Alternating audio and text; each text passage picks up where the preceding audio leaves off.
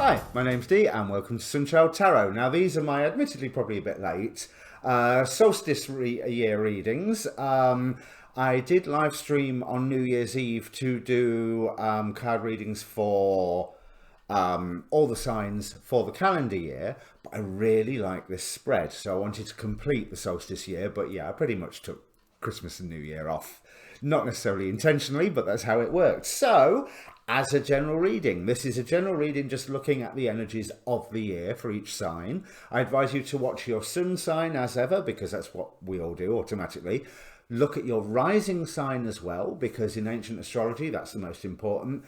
And then if you want to look at the more touchy-feely, empathetic aspects, look at your moon sign as well. That will be far more an internal process. So, as a solstice year, we had phenomenal solar and lunar eclipses leading up to the Jupiter Saturn Conjunction on the solstice itself. So I didn't do anything for the conjunction because that's setting the tone for the next 20 years and the next 200 years. Yeah, so much can happen in that time that you're not going to get enough out of a reading for that. But it also does set the tone, being on the solstice, for the solstice year. Now, if you want to know about your solar and lunar eclipse readings, they are down in the description. Use links to the playlist, and they were what fed into that conjunction. So they are just as important for this period in time as this reading that I'm about to do, Virgo, which is actually looking like quite a nice reading for you. Now, other links that are down below and other housekeeping stuff. There's a link down there for the Facebook page for this channel. I post these videos. I post the astrology weather report videos that I watch when I remember to post them. I post other things that I find of interest as well. And importantly, it has its own inbox. So if you're wanting to contact me for a personal reading, that's the place to do it. Obviously, if this reading means anything to you, please do comment. Let me know. It's nice to know that these readings hit home where I'm wanting them to get to. You know, that they're, because I just like throw them out into the world and they either land or they don't. So it's always nice to know when they do. Obviously, like, share, subscribe. I'm a YouTuber. I want your subscription. You know, and it doesn't cost out. But also, the like helps get the video seen, so it does help. Sharing hopefully gets the video seen as well, but the like gets it up on the algorithm. So, what is it Chris Witecki calls it? His Google politics. Right, I think that's everything, all the housekeeping stuff, and not even 3 minutes yet, so that's good. I'm getting a lot quicker at this bit. Let's bring the cards up, Virgo. So, oh, there's loads here. This is really... This is going to be a year where you get tested. You get tested in a really big way because the year is finishing with a lot of change. We have Page of Swords, which can be my hold aloft my magic sword and say the words card. Can be information, but this feels really active. This feels like it's you going, right, now I can see clearly where I'm going. We're going that way. And this is clarified by the Wheel of Fortune and the Death card. So things happen and big change happens. This is towards the end of the year because this corner is obviously the end of the reading. Well, you can switch off now, can't you? There's a lot there's a lot of nice stuff that gets you on that path there. But I cannot deny that I feel like you are getting tested. We have of the oracle cards, Pluton, that Leo also got. So it represents both Pluto, the god of the underworld in this deck, but you can also say from the name it's representing Pluton, the god of wealth, who was never really a god and died and lives in the underworld as a dead spirit. Theoretically wanted to take his wealth with him. But also we have Hygeia here with good health. Now, good health indicates good practice as well. You know, so you will be, there is that sense of good health coming your way. But with some of the cards that we have here, that's something that you also need to keep the work up. for maintaining. Now, here's the bit that you probably want to hear. We have Hada de l'Amour, which is Fairy of Love. So as much as I also said this to Leo, because it came out in the Leo readings as well, I don't like doing love readings, but the meaning of that Fairy of Love card is pretty much love is coming your way. You know, either if there is no relationship there, a nice one should be turning up. And if there is a relationship there, it's getting a lot stronger. But I believe that there is, you're starting the year, and this is all tied up with this love offer. You're starting the year surging forward on the back of decisions that you've already made. So it's not like you're coming into the year going, do I do this? Do I do that? Do I do the other? It's like, no, you're pretty clear of the general direction that you've cast your net out, and you're ready to pull it in and see what you have acquired, what you've fished for and what you've picked up in your nets. But you are well aware that progressing forward is taking on a burden. It is taking on responsibilities. Now, this is... Right, I see. So, it's almost like, yeah, I want to do such and such. You know, I want to be a train driver, or I want to be, or I want to do a specific thing. And it is spelled out to you here by good things that come to you that, okay, you want to do this, you need to do A, B, C, D, you've got to do all these different things, and the phone's going weird again. You've got to do all these different things. It's a burden for you that you need to take on of responsibilities. Now, when I say a burden, I'm meaning a weight.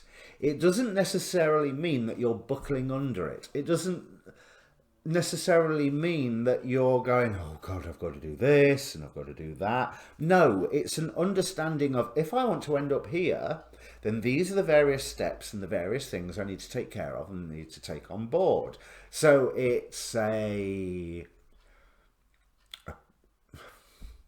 even a planning time, a realization. You can tell that Saturn influence there of, it's a realization of, to bring these plans into being, this is the list of the things that you have to do. Because once you crack on with that list, you are really, really drawn into a space of expressing your own power. And it's only by taking this burden, or burden's the wrong word for this, although, you know, 10 of Wands, that is the card of burdens. But responsibilities and aims, objectives, plans. It's only by taking and executing these plans that you come into your own power. Now, this is clarified here by the Devil card. But in this particular tarot, the Prisma Visions tarot, I love the Devil card because it is the Red Forest. And I've mentioned this in readings before, and anybody who watched the 12 Monkeys TV series knows exactly what I mean by the Red Forest. So there is a chance of, although you're starting with this forward motion, I see. Although you're starting with this forward motion, you can get so far and go, this is going really good. This is going great. I like it here. And then you stop. Now, stopping, bad. Keeping going, good. Stopping is bad, and that's the negative aspect of that Devil card, because the Red Forest is a state of being where time does not change. So therefore you are shackled in one moment, a la the Devil card. However, expressing your power using that Red Forest and not stopping means that there's certain... Okay, quite a few wanted to jump out there. There's certain aspects of your past that you are able to, well, let's use the NLP term reframe, because I've got a sense of changing your past. So, you know, a la the whole time travel paradigm. So that can mean that maybe there is a some emotional issue that you're reinterpreting, or you're simply letting go of some past thing that has been holding you back, whether you knew about it or not, that you are able to release and go, yeah, you don't have the power anymore. You know, there's that double edge. You can be trapped or remain trapped by something, or you can change something. And it may be as simple as changing how you feel about it. And that changing how you feel about it may be as simple, what's done is done. Because, yes, I always clarify the devil card with my Demon Possessed Tarot from Bloodstone Studios, quick plug. And we've got the Three of Swords with Realm. Now, the Three of Swords is obviously pain and heartbreak, but this is something that we are isolating, something that that can be part of the trap. So one thing is, you do not want to leave your pain and heartbreak in the Red Forest, because that's not the point of the Red Forest. The Red Forest, the point of that is to put a happy moment there and preserve it. But the message here I'm getting is that nothing needs to be preserved, good or bad. Now, Realm, I cannot remember his astrological, the decan that he's in control of. For the life of me, I can't remember it. And it doesn't say it on here either. But I can remember he's been quite active recently. So whichever decan he is, there's been action going on there. So I feel that there is some form of pain. Maybe it's only from this last 6 months that you get to finally put to rest. It could be something a lot longer term than that. Or almost, I want to say it's longer term and from the past 3-6 months, because it's something that is from the past but has just risen once again to your awareness, like a quick sort of Muppet popping over the back of the bookcase going, hello, you know, it's like, oh yeah, I've not seen you since I was 6. But there's a wonderful opportunity here to put things to rest. The center of the reading, we have Seven of Wands, Queen of Pentacles. So you may be feeling a tad defensive, especially where there was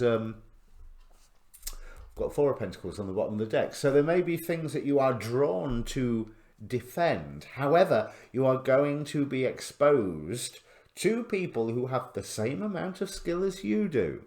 And these can be wonderful peers and allies, and these could be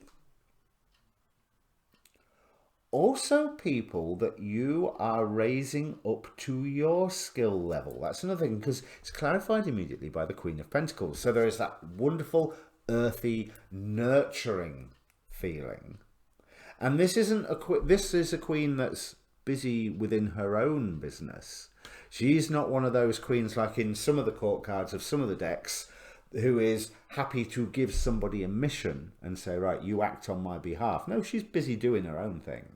And what she is doing is guarding and caring for something. Because there's some weird flower type things that could easily be like eyeballs on metallic tentacles that come out of War of the Worlds, tripods, around her. And it's like she's holding the pentacle, that she's protecting that.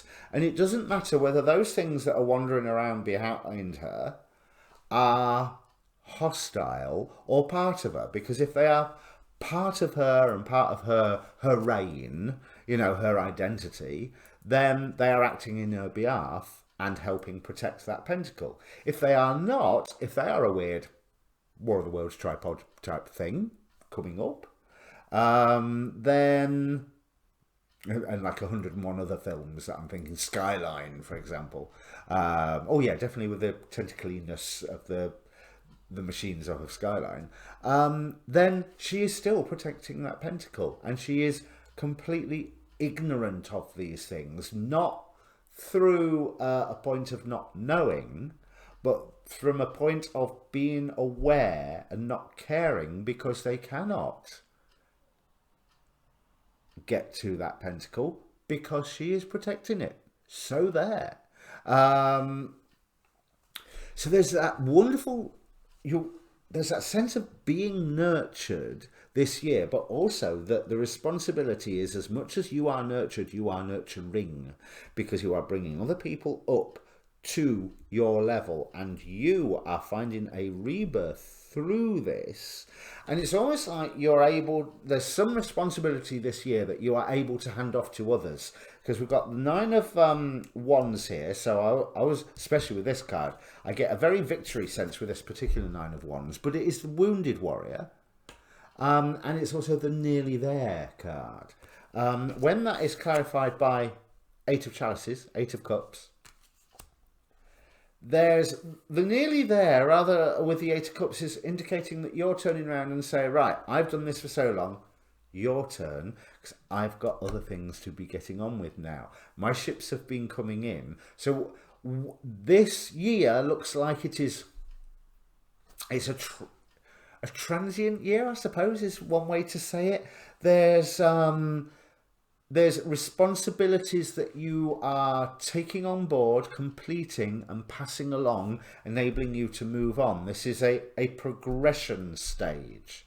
This is something where you will start, do and finish something and move on from it. And this makes sense here with the Degree Angel, who hasn't been that active. I think Mumia was featured in not the last full moon, but a couple of full moons ago. Representing endings and rebirth. And there is this whole, it's almost like you're starting with I can see my rebirth over there on that hill. I need to wait for my ships to come in to bring me my hiking gear so I can get to that hill. I'm going to teach other people the path that I already know, but then I leave them at the base of the hill, and I go up to the summit, and I go and I have my transformation, which is more towards the end of the year. But this is a process that you are needing to nurture and tender. Seven of Pentacles here with the King of Swords, all the way along. But there is celebration, and I don't think there is help, because there's celebration here in this top corner. You can take this top row as like the crown of the situation, like the top card of the Celtic Cross. And especially having the Four of Wands with the Fairy of Love, hey, there's some form of commitment coming in there, but there's also some form of celebration.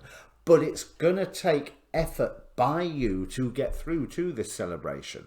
And I think it's going to take effort by you to accept this celebration and move on from it. We have in the middle row the Star card, clarified by the Ace of Cups. So divine wisdom, a little bit of wish fulfillment, a little bit of solitariness, but with the Ace of Cups, there's that love vibe again, but there's also a fleshing out of a dream. It's almost like the start of the year. You've got your plan, and as I say, the plan becomes more concrete as the year goes along, as you figure out all the things that you need to do to fulfill your plan. But what is also fulfilled is the why of the plan. Why are you doing this? Because it's almost like you had this, well, I know that that's the direction I want to go in. But knowing why that's the direction that you want to go in is not, it's like an untouched colouring book. The pictures are there, the colours aren't there yet, and you get to colour it in. By information that is coming, I'm actually getting from the Star card as well, that whole sense of channeled knowledge vibe. So if you are working with angels, alien entities, anybody that you channel from, there may be some information coming in there, but there may also be information that it's not the information that actually fleshes out the whys.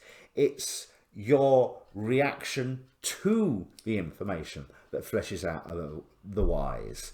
And so you learn fact A, and you're able to work out, but that means this, and that means that, and that means the other, and yes, that means the other. That's exactly why I'm doing this. How did I not know that that was why I was doing this 5 minutes ago? You know, there's that sort of realization coming through here for you. but it's a constant process that takes constant tending. And on this bottom row, we have 3 8s. So angel number 888, whatever that means, cannot remember. But we have 8 of cups, 8 of chalices, so 8 of cups. So there's certain dreams that you are giving up, or at least putting to one side. And that's why I also got with this meeting of peers, with the 7 of wands, there's the element of the sense of handing over a responsibility to somebody. Because this particular 8 of cups, he's not leaving the idea. He's putting it there to come back to. If he needs to come back to it, still be there if he needs to come back to it. Doesn't matter whether he comes back to it or not. But that's completed for the time being. Now let's go this way. And things go fast and they are productive. We've got the 8 of wands here, but in this particular card, it's a forest. But also, it's a very vibrant forest. It's not just the red forest. It is not static. It is dynamic. So we have... I mean, obviously, the 8 of wands is the speedy card. So there's certain... While you are taking on certain responsibilities, there's obviously certain things that you can say, yeah, that's done now. And not as in that's done as in I need to walk away and just get rid. It's like, no, I'm happy with how that is right now. Now I've got to go and look at these other things. It will still be there when I get back, and it will still be done when I get back, and I'll be able to use it again or not, as the situation requires, because we've got this Wheel of Fortune right at the end of the year. Now, there is that element of discernment, possibly legal issues, but I'm not too worried about the legal issues. It's more, it feels with the King of Swords here and King of Swords on the bottom of the clarification deck, and that's feeling not even so much as legal issues as having a decision of the law being brought upon you, one way or another, for good or for ill. You know, it can easily be for your good. It's more a case of defining the law, defining the rules. I was saying I can cut something out and I don't need to. I could cut this out. I don't need to. I just need to leave it where it is for the time being. I could totally cut a person out. I don't necessarily want to. I don't need to. There may be certain things where you do cut out. All these responsibilities that you're getting early on in the year, remember that they are transient. The one thing that you can remember with all of these responsibilities that come on is the phrase, this too shall pass. Because they have a beginning, a middle, and... oh, excuse me. They have a beginning, a middle, and an end. Sorry about that. Well, that's everything, really, because, like I said, I did the end of the reading at the very beginning, which is a lovely end. There's hard work here, but at no point do I feel that it's hard work that you don't want to do. It's hard work that you turn around and say, yeah, I'll do that. I'll need to do that. If I'm to get where I want to go, I'll need to do that. And maybe 2-3 months ago, even the thought of that particular bit of hard work wouldn't have even have occurred to you. So it's not that you didn't want to do it. It's just that it wasn't in your field of vision. And whereas now it's like, yeah, okay, I've got to do that. That's fine. Because you do it and then it's done and then you get to walk away. You know, so that message is amplified over and over and over. And like I say, don't forget this whole 888 angel number. There is rebirth towards the end of the year, and that is what you are working towards. Okay then, Virgo, if it means anything to you, like I said at the beginning, comment down below, like, share, subscribe, obviously, and I will see you hopefully with your monthlies, depending on how my schedule allows, but I'm finishing these readings first. All right, cheers.